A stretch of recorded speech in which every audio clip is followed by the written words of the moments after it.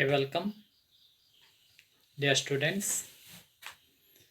I'm going to solve the problem from house income from house rent. See the problem number one. Once again, very simple problem. How do you calculate GAV or gross annual value from the given information? From the following, find GAV. Annual municipal value is there 72,000, fair rent is there 68,000, actual rent is there 84,000.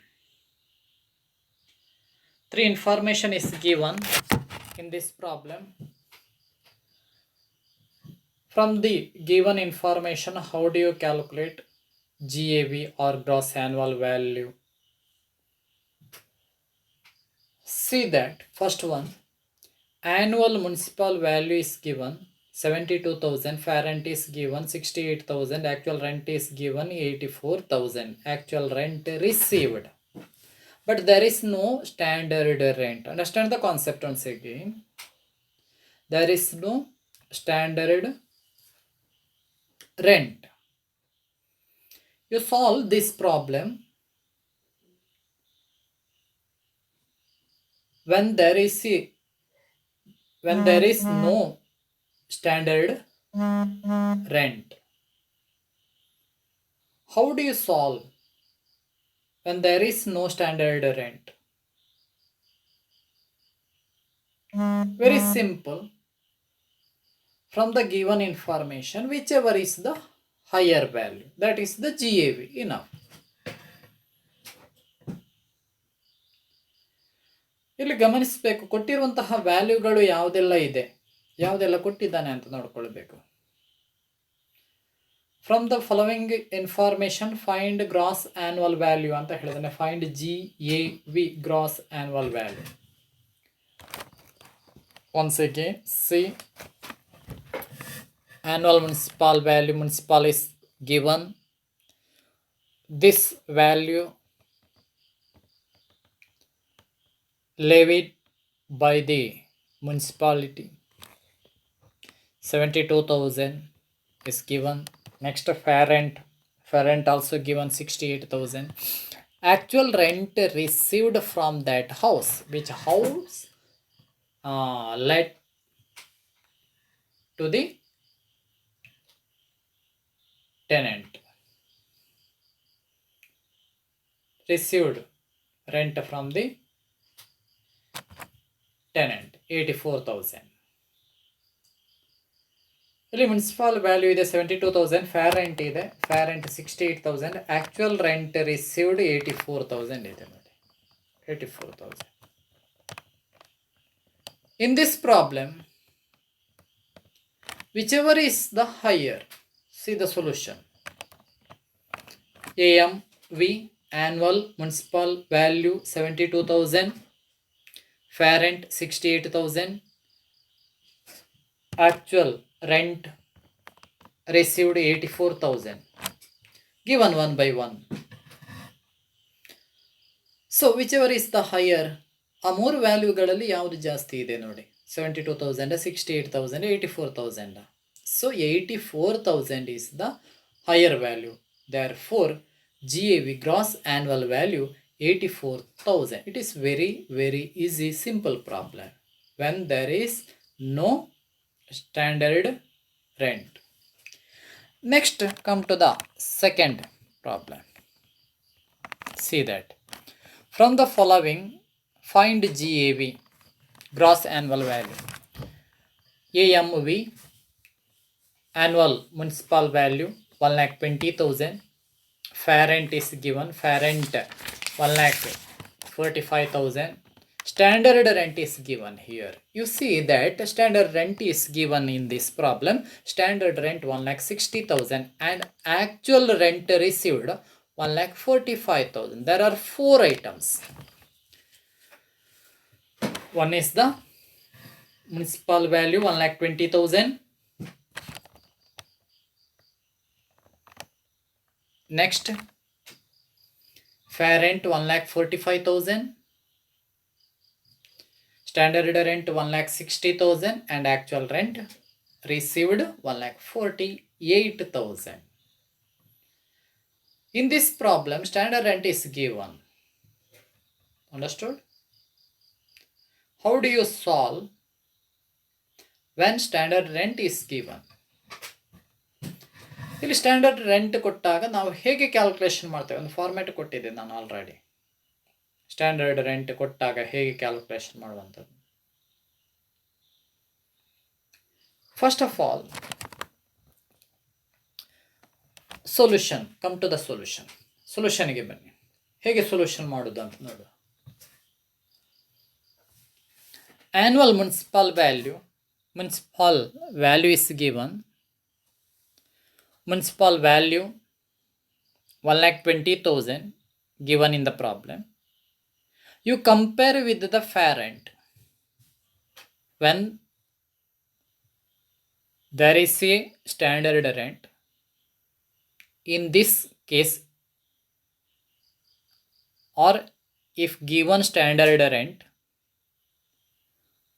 first of all, we should compare municipal value with the fair rent. ಯಾವಾಗ standard rent ಕೊಡ್ತಾನೋ, standard rent ಕೊಟ್ಟಾಗ ನಾವು municipal value ಏನಿದೆ, municipal ವ್ಯಾಲ್ಯೂವನ್ನು fair ರೆಂಟಿನ ಜೊತೆಗೆ ನಾವು compare ಮಾಡಬೇಕು. Municipal value 1,20,000 ಇದೆ, fair rent 1,45,000 ಇದೆ. ವಿಚ್ ಎವರ್ ಇಸ್ ಹೈಯರ್, ಯಾವುದು ಜಾಸ್ತಿ ಇದೆ ಅದರಲ್ಲಿ ಎರಡರಲ್ಲಿ ಅದನ್ನು ತಗೊಳ್ಬೇಕು. Which is higher, 120 or 1,45,000? 1,45,000 is the higher value, right? Yes, fair rent is higher value. So 1,45,000 is higher. Next, you compare with the standard rent. Higher value. Next, second step, you have compare higher value with the standard rent. Here, whichever is lower, that is called expected rent. Another name, that is called whichever is higher, that is called expected rent. ಇಲ್ಲಿ higher ಗೊತ್ತಾಯಿತು. ಈಗ ಆ higher value ಏನಿದೆ, fair rent higher ಇದೆ, 1,45,000 ಇದೆ municipal ವ್ಯಾಲ್ಯೂಗಿಂತ. ಹಾಗೆ fair rent 1,45,000 ಆಯಿತು. So higher value 1,45,000 ಆಯಿತು. You have compared with the standard rent. Standard rent ಜೊತೆಗೆ ನೀವು ಕಂಪೇರ್ ಮಾಡಬೇಕು. ಸ್ಟ್ಯಾಂಡರ್ಡ್ ರೆಂಟ್ ಎಷ್ಟಿದೆ? 1,60,000 ಇದೆ in this problem. See, standard rent 1,60,000. So standard rent SR, standard rent 1,60,000. In this step, whichever is the lower, in the second step, whichever is the lower, ಆ ಎರಡನೇ ಸ್ಟೆಪ್ಪಲ್ಲಿ ಯಾವುದು ಕಡಿಮೆ ಇದೆ ನೋಡಿ, 1,45,000 is the lower value. That is called expected rent. ಆ lower value ಏನಿದೆ, second ಸ್ಟೆಪ್ಪಲ್ಲಿ ಬಂದಂತಹ lower value ಏನಿದೆ ಅದನ್ನೇ ಎಕ್ಸ್ಪೆಕ್ಟೆಡ್ ರೆಂಟ್ ಅಂತ ನಾವು ಕರೀತೇವೆ. ಇನ್ನು ಎಕ್ಸ್ಪೆಕ್ಟೆಡ್ ರೆಂಟ್ 1,45,000 ಆಯಿತು. ಈ ಎಕ್ಸ್ಪೆಕ್ಟೆಡ್ ರೆಂಟನ್ನು ಆ್ಯಕ್ಚುಯಲ್ ರೆಂಟ್ ರಿಸೀವ್ಡ್ ಜೊತೆಗೆ ಕಂಪೇರ್ ಮಾಡಿ. Next, whichever is the higher value, ಅದರಲ್ಲಿ I have compare expected rent or lower value with the actual rent received. Here you take whichever is the higher value, that is called gross annual value. ಈಗ lower value ಏನಿದೆ second ಸ್ಟೆಪ್ಪಲ್ಲಿ, ಅಥವಾ ಅದನ್ನೇ expected rent ಅಂತ ಹೇಳ್ತೇವೆ. Lower value is equal to expected rent. Lower value ಅಂತ ಹೇಳಿದರೆ expected ರೆಂಟಿಗೆ ಸಮ ಅಂತ ತೋರಿಸ್ತೇನೆ ಅಲ್ಲಿ. ಆ ಲೋವರ್ ವ್ಯಾಲ್ಯೂ ಏನಿದೆ ಅಥವಾ ಆ ಎಕ್ಸ್ಪೆಕ್ಟೆಡ್ ರೆಂಟ್ ಏನಿದೆ 1,45,000 ಅದನ್ನು ಆ್ಯಕ್ಚುಯಲ್ ರೆಂಟ್ ರಿಸೀವ್ಡ್ ಜೊತೆಗೆ ಕಂಪೇರ್ ಮಾಡಿ. ಕಂಪೇರ್ ಮಾಡಿದಾಗ ಅಲ್ಲಿ ಯಾವುದು ಹೈಯರ್ ವ್ಯಾಲ್ಯೂ ಇದೆ ಅದನ್ನು ತೆಕ್ಕೊಳ್ಳಿ, ಅದೇ ಗ್ರಾಸ್ ಆ್ಯನ್ಯುವಲ್ ವ್ಯಾಲ್ಯೂ. ನೋಡಿ ಇಲ್ಲಿ ಆ್ಯಂಡ್ ಆ್ಯಕ್ಚುಯಲ್ ರೆಂಟ್ ರಿಸೀವ್ಡ್ ಎಷ್ಟಿದೆ? 1,45,000 ಅಂತ ಇದೆ ನೋಡಿ. 1,45,000 ರೆಂಟ್ ರಿಸೀವ್ಡ್ 1,45,000. ಸೊ ಹಾಗಾಗಿ ಆ್ಯಕ್ಚುಯಲ್ ರೆಂಟ್ ಎಷ್ಟು? Rent received 1,48,000. ಈ ಎರಡರ ಮಧ್ಯೆ which ever is higher 1,48,000 lower value ಅಥವಾ ಎಕ್ಸ್ಪೆಕ್ಟೆಡ್ ರೆಂಟ್ 1,45,000 ಇದೆ. Actual rent received 1,48,000. Whichever is the higher, 1,48,000 is the higher value, right? It will become GAV or gross annual value, because here no vacant period.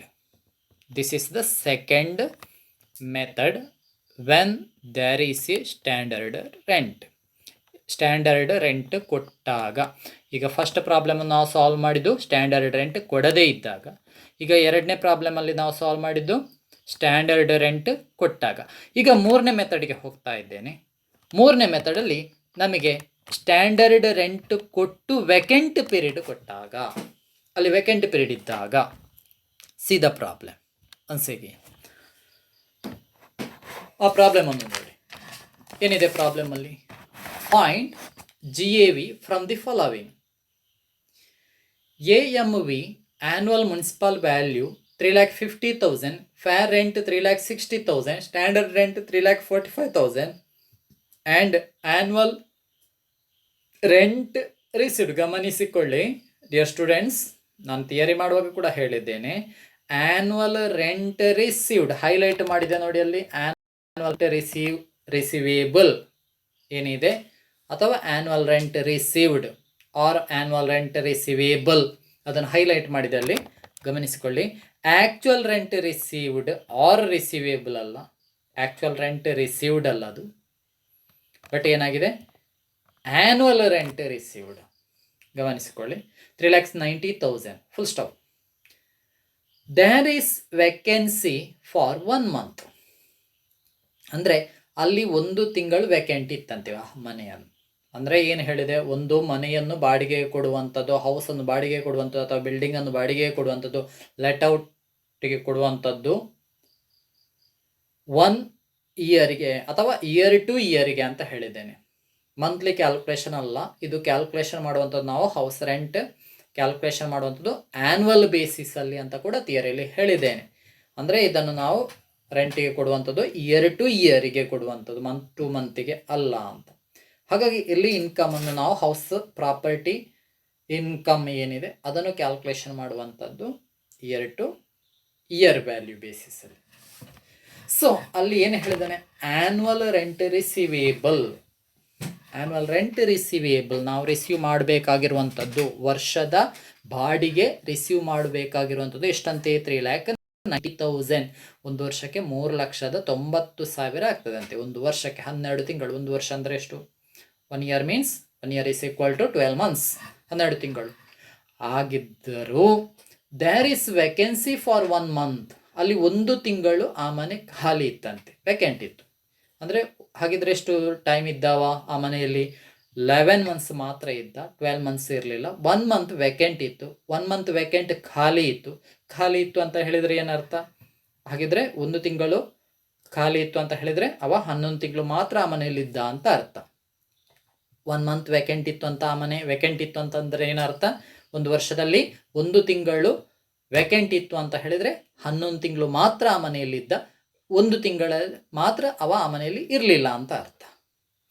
ಈ ಕೇಸಲ್ಲಿ and there is a vacant period, ಯಾವಾಗ ಅಲ್ಲಿ vacant period ಇರ್ತದ ಆ ಕೇಸಲ್ಲಿ ನಾವು ಹೇಗೆ solution ಮಾಡುವಂಥದ್ದು ಅಂತ ನೋಡಿದರೆ, ಸೇಮ್ ಸೆಕೆಂಡ್ ಸ್ಟೆಪ್ಪಿನ ಹಾಗೆ small changes. Actual rent received ಏನಿದೆ ಅಲ್ಲಿ ಸ್ವಲ್ಪ ಚೇಂಜಸ್ ಇದೆ. ಆ ವೇಕೆಂಟ್ ಪೀರಿಯಡಿನ ರೆಂಟನ್ನು ನಾವು ಡಿಡಕ್ಟ್ ಮಾಡಬೇಕು. ನಾನು ಥಿಯರಿ ಮಾಡುವಾಗ ಕೂಡ ಹೇಳಿದ್ದೇನೆ. ಆ್ಯನ್ಯುವಲ್ ರೆಂಟ್ ಏನಿದೆ, ಆ್ಯನ್ಯುವಲ್ ರೆಂಟಿಂದ ಆ್ಯನ್ಯುವಲ್ ರೆಂಟ್ ರಿಸೀವೇಬಲ್ ಆರ್ ರಿಸೀವ್ಡಿಂದ ವೇಕೆಂಟ್ ಪೀರಿಯಡ್ ರೆಂಟ್ ಮೈನಸ್ ಮಾಡಿದರೆ ಅದೇ ಆ್ಯಕ್ಚುಯಲ್ ರೆಂಟ್ ರಿಸೀವ್ಡ್ ಆಗ್ತದೆ ಅಂತ ಹೇಳಿದೆ ಥಿಯರಿ ಮಾಡುವಾಗ ಕೂಡ ಗಮನಿಸಿಕೊಡಿ. ಓಕೆ, ನಾವು ಕಮ್ ಟು ದ ಪ್ರಾಬ್ಲಮ್. ಸೊಲ್ಯೂಷನ್ಗೆ ಬನ್ನಿ. ಪ್ರಾಬ್ಲಮ್ ನೋಡಿದ್ದೀರಲ್ಲ, same first step annual municipal value ಎಷ್ಟು, 3,50,000 is given. You have compare with the fair rent is 3,60,000, whichever is the higher in both.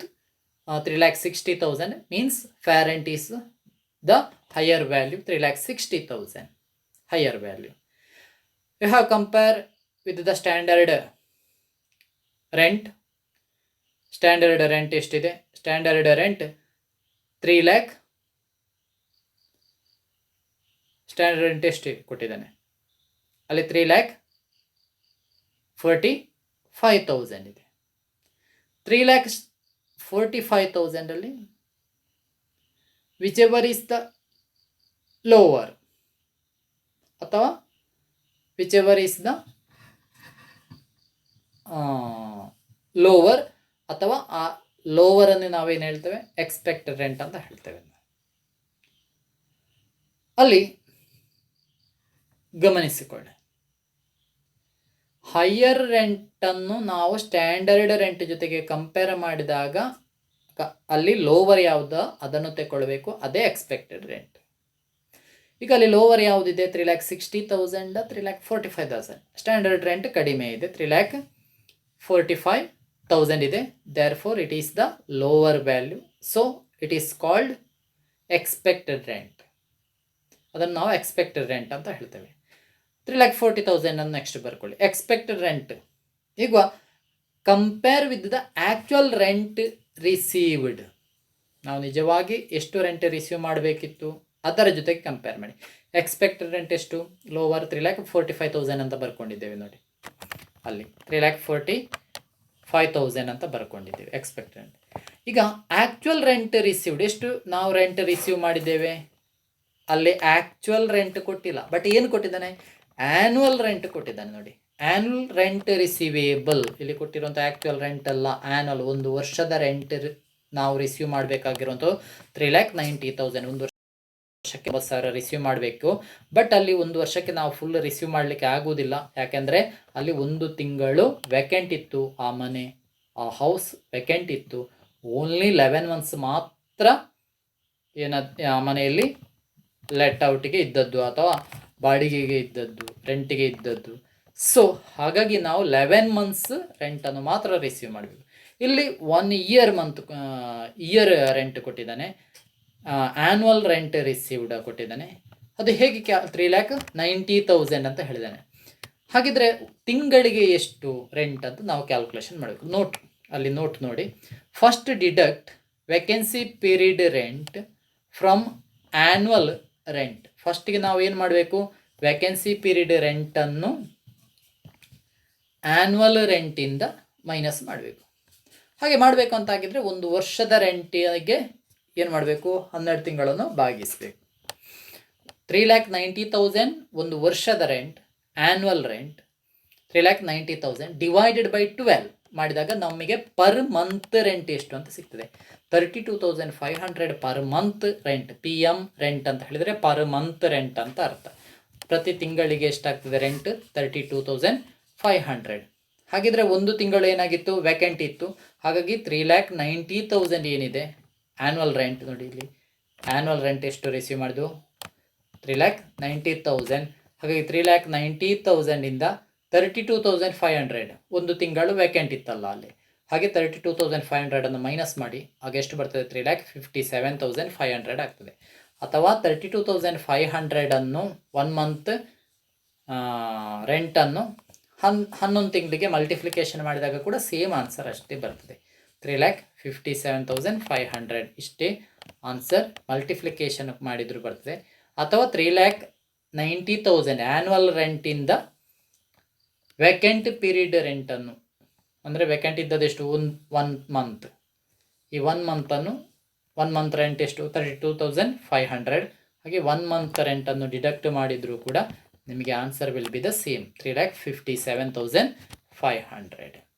So you compare whichever is the higher. ಆ ಎರಡರಲ್ಲಿ ಯಾವುದು ಜಾಸ್ತಿ ಇದೆ, expected rent ಜಾಸ್ತಿ ಇದೆ ಅಥವಾ actual rent received ಜಾಸ್ತಿ ಇದೆ. 3,57,500 ಜಾಸ್ತಿ ಇದೆ. Therefore it will be the GAV, gross annual value.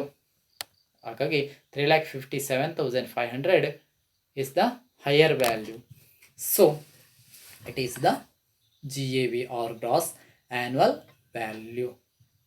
This is when there is a vacant period. ಅಲ್ಲಿ ವೇಕೆಂಟ್ ಪೀರಿಯಡ್ ಇದ್ದಾಗ ನಾವು ಈ ಥರ ಸೊಲ್ಯೂಷನ್ ಮಾಡುವಂಥದ್ದು. ಇದಿಷ್ಟು 3 ಮೆಥಡ್ ಗೊತ್ತಾಯಿತು. ಒಂದು, when there is no standard rent, when there is standard rent, when there is standard rent with vacant period. ಒಂದು ಸ್ಟ್ಯಾಂಡರ್ಡ್ ರೆಂಟ್ ಇಲ್ಲದೆ ಇರುವಾಗ, ಇನ್ನೊಂದು ಸ್ಟ್ಯಾಂಡರ್ಡ್ ರೆಂಟ್ ಕೊಟ್ಟಾಗ, ಇನ್ನು ಮೂರನೆಯದ್ದು ಸ್ಟ್ಯಾಂಡರ್ಡ್ ರೆಂಟ್ ಕೊಟ್ಟು ವೇಕೆಂಟ್ ಪೀರಿಯಡ್ ಕೊಟ್ಟಾಗ. ಈ 3 ಕೇಸ್ಗಳಲ್ಲಿ ಕೂಡ ಹೇಗೆ ನಾವು ಸೊಲ್ಯೂಷನ್ ಮಾಡೋದು ಅಂತ ನಿಮಗೀಗ ಕ್ಲಿಯರ್ ಆಯಿತು ಅಲ್ವಾ? ಕ್ಲಿಯರ್ ಆಗಿಲ್ಲ ಅಂತಾಗಿದ್ದರೆ ಕೇಳಿ, ಮೆಸೇಜ್ ಮಾಡಿ. ಗೊತ್ತಾಗಿಲ್ಲ, ಯಾವುದು ಗೊತ್ತಾಗಿಲ್ಲ ಅದನ್ನು ಕೇಳಿ. ಓಕೆ, ನೆಕ್ಸ್ಟ್ ಪ್ರಾಬ್ಲಮ್ ನಾನು ಹಾಕ್ತೇನೆ. ಕೆಲವೊಂದು ಸೇಮ್ ಅದೇ ಟೈಪಿನ ಕೆಲವೊಂದು ಪ್ರಾಬ್ಲಮ್ ಹಾಕ್ತೇನೆ ನಾನು. ನೀವು ಅದನ್ನು ಸೊಲ್ಯೂಷನ್ ನೀವು ಮಾಡಬೇಕು. Okay, thank you all.